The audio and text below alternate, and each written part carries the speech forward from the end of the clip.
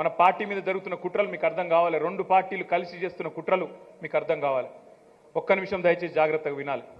తెలంగాణ ఎట్లుంటుందంటే భౌగోళికంగా ఇట్లా ఒక గుడిసె లెక్క ఉంటుంది. ఇట్లా ఒక గుడిసె లెక్క తెలంగాణ ఉంటుంది. మనం భౌగోళికంగా అంటే గుడిసె లెక్క ఇట్లుంటే ఒక వరుసకెళ్ళి గోదావరి పోతుంది, ఇంకో వరుసకెళ్ళి కృష్ణానది పోతూ ఉంటుంది. గోదావరి ఏమో సముద్ర మట్టానికి 80 మీటర్ల మీద గోదావరి వారుతుంది. కృష్ణానది ఏమో 110-120 మీటర్ల మీదకి వెళ్ళి కృష్ణానది వారుతుంది. అదే మన హైదరాబాద్ నగరం ఏదైతున్నదో 530 మీటర్ల మీద ఉంటుంది. 535 మీటర్ల మీద మన రాజధాని అక్కడ ఉంటుంది. ఇక్కడ 80 మీటర్ల కాడ ఉంటుంది గోదావరి, అక్కడ 110 మీటర్ల కాడ కృష్ణ ఉంటుంది, గిట్లా తెలంగాణ ఉంటుంది. మరి నీళ్లు పైకి తేవాలి, మన పొలాలకు నీళ్లు రావాలి, మన ఇండ్లకు తాగునీరు కావాలి.